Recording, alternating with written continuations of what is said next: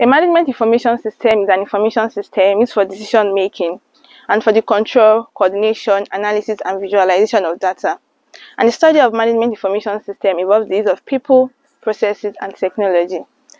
My name is Lawa Kayat Akorede, and I'll be talking about ethics, privacy, and security, and the relevance of this in information system. I'll be giving an start into what these terms means. Ethics, privacy, and security has been viewed as one of the foremost areas of concern and interest for academic researchers and industrial experts. Information security, privacy, and ethics is an all-encompassing term that refers to activities that are needed to secure information and a system that supports it in order to facilitate its ethical use. What is ethics? Ethics is the moral principle by which people judge what action is right and what action is wrong. Going by this, there are underlying principles and values that guide the operation of ethics. These are called the ethical frameworks. There are numerous ethical frameworks in the history of human. However, there are broadly two accepted ethical frameworks, which are natural laws and rights and utilitarianism.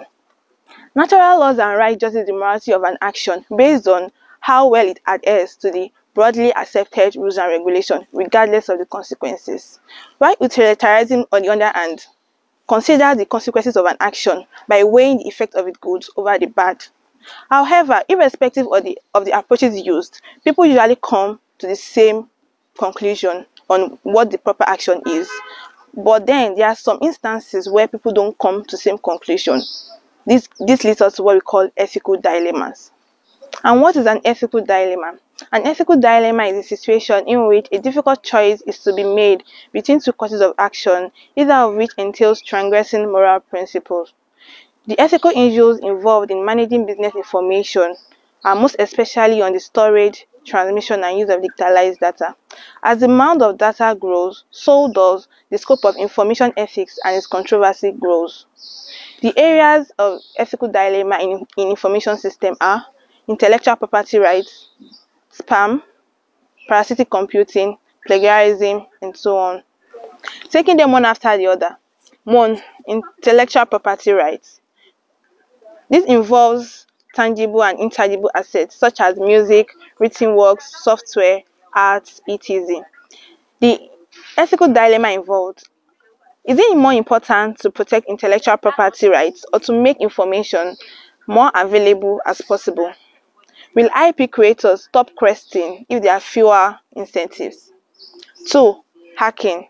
Is it ethical to break into the corporate network not to do harm, but to demonstrate that the company needs better security? 3. Plagiarism.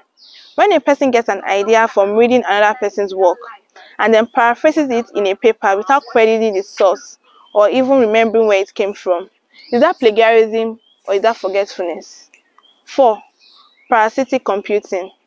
Is it ethical to borrow a fewer CPU cycles from thousands of private computers without the owner's consent when they are not being used?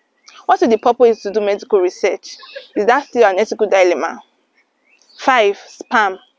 Is it ethical to harvest millions of email addresses from websites and send them unsolicited messages? Is that spam or is that free will?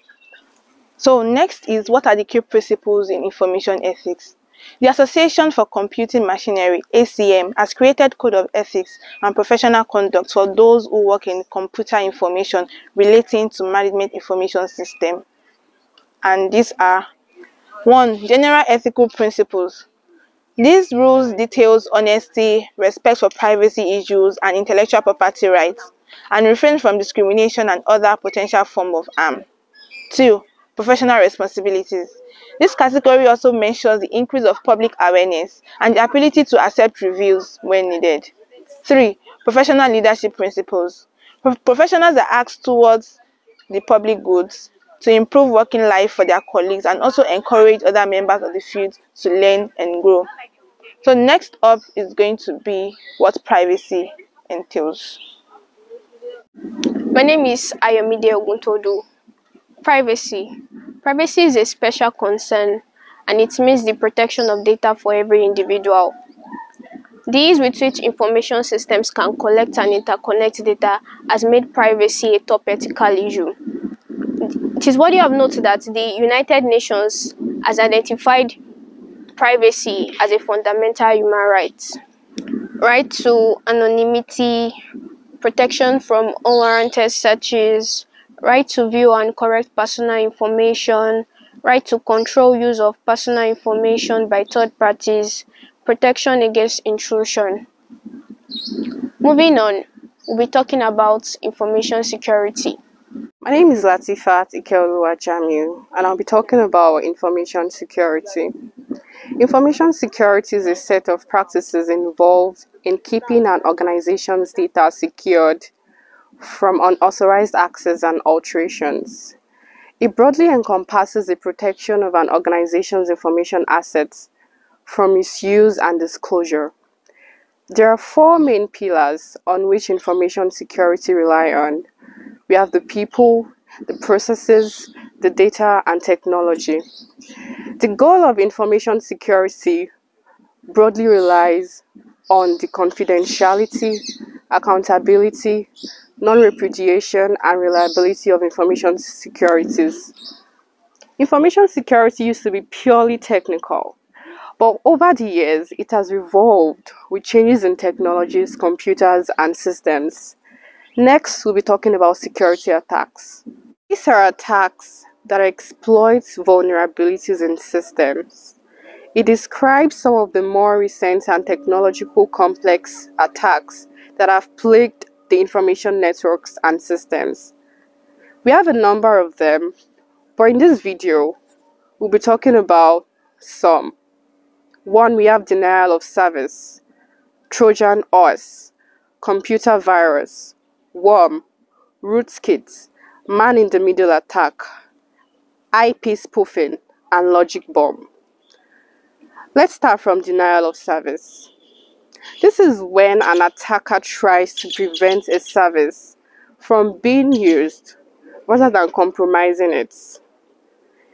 Numerous hosts are used to prevent a denial of service attack. Computer virus. A computer virus reproduces itself by attaching to other executable files, and once they are executed, they can cause damage to those files. Trojan horse. Trojan horse is like a malicious software that disguises itself as a benign software. Worm. Worm is a self-producing program. It often recreates copies itself, and it can spread easily using email address books. Let's talk about IP spoofing. This is when an attacker may fake their IP address so the receiver may think it is sent from a location that is not viewed as a threat. Man-in-the-middle attack. It is sometimes referred to as session hijacking, in which the attacker accesses the network through an open session. And once this network authenticates it, it attacks the client's computer to disable it and then uses IP spoofing to claim to be the client. Let's talk about logic bomb. Logic bomb often lays dormant until an event triggers it. Events such as a date, user action, or in some cases, it may have a random trigger.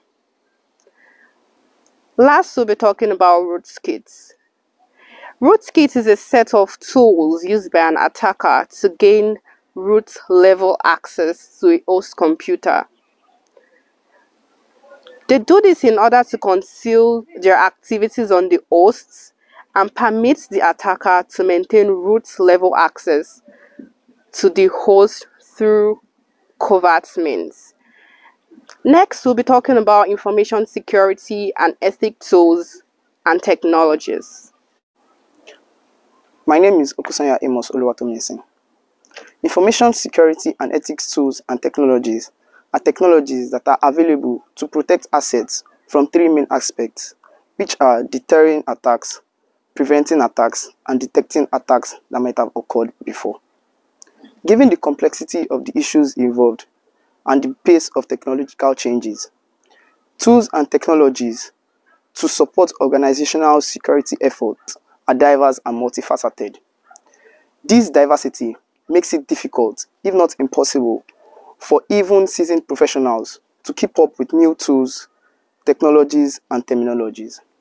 First one is user identification and authentication. These are technical controls for preventing unauthorized access, such as password, fingerprint, and token. The next one, access control. This has to do with controlling access based on a combination of the following, which are user identity, role membership, group membership, or other information identified by the system. The next one is intrusion detection, which is a software that detects or monitors systems for malicious activities. The next one, firewall. Firewall is a system that controls the flow of network traffic between networks or between a host and a network. The other one, which is malicious code protection, is a code or term used to describe any code in any part of a software system or script that is intended to cause undesired effects. Now that we've heard what privacy, ethics, and security is, what then is the significance of ethics, privacy, and security to business information technology? The information targeted in cyber attacks are usually private and sensitive information. Loss of private and sensitive information of our customers can be so devastating, and this is why it is crucial to have experienced people to protect and manage our customers' data and information. Cybersecurity professionals have access to different sensitive information of customers, so we need people with high integrity and moral conduct to man this information. The field of information technology also expands and shifts so frequently that a strong ethical core is necessary to navigate it. It is important that your staff can determine what's in the best interest of your customers and the company as a whole. Specific scenarios that your employees might confront can sometimes be impossible to foresee, so a strong ethical core can be the foundation that lets employees act in those best interests even in difficult times, unpredictable times, and in unwanted circumstances. Cybersecurity professionals need to know the same tricks used by their black hat counterparts. This means that they also need to know how to infiltrate medical records, how to steal trade secrets, and how to violate intellectual property rights. The customer's data protection is in their hands, and it's their responsibility to employ people who are experienced to protect this customer security and not use this to their advantage. We've come to the end of our presentation. I am Barakat Adekweji from Group 12, Accounting Department. Thank you.